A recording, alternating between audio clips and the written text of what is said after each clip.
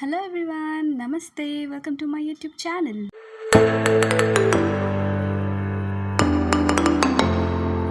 I am back with a quick dessert recipe. So, ఈ sweet చేయడానికి మనకు కావాల్సిన ఇంగ్రీడియంట్స్ బాదం, కాజు, కుంకుమ పువ్వు and elaichi powder. So, firstly కొన్ని బాదం అండ్ కొన్ని కాజు మనం మిక్సీ చేసి పౌడర్ చేసుకోవాలి.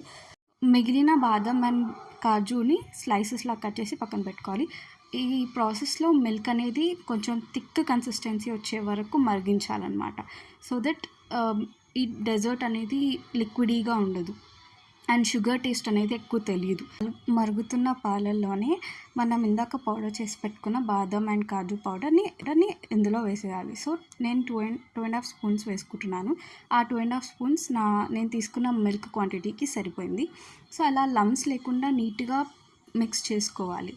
అలా కలిపేసుకున్నాక కొంచెం కుంకుమ పువ్వు వేసుకోవాలి. సో ఆ కుంకుమ పువ్వు కూడా మంచిగా స్ప్రెడ్ అయ్యేటట్టు కలుపుకోవాలి. ఆ కలర్ అండ్ ఆ ఫ్లేవర్ అనేది పాలలోకి ఇంకేలాగా.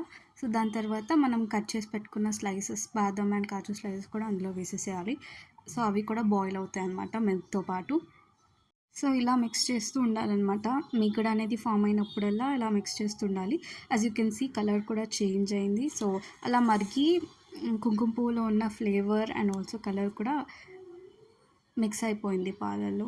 ఇప్పుడు ఇలాచీ పౌడర్ కూడా వేసేసుకొని మిక్స్ చేసేసుకోవాలి. అండ్ ఇప్పుడు షుగర్ వేసుకుందాము. మన టేస్ట్కి తగ్గట్టు షుగర్ వేసుకోవచ్చు. కాకపోతే ఎంత మినిమల్ వేసుకుంటే అంత మంచిది. సో నేనైతే 2.5 స్పూన్స్ అలా వేసాను అంతే. మినిమల్ అని ఎందుకన్నానంటే షుగర్ అనేది ఎక్కువ వేసుకుంటే బాదం అండ్ కాజు అండ్ కుంకుమ పువ్వు టేస్ట్ అనేది డామినేట్ చేస్తుంది. సో ఎంత తక్కువ వేసుకుంటే అంత మంచిది. అట్లా అని మరీ తక్కువ వేసుకోకండి. Just 2 or 2.5 spoons enough.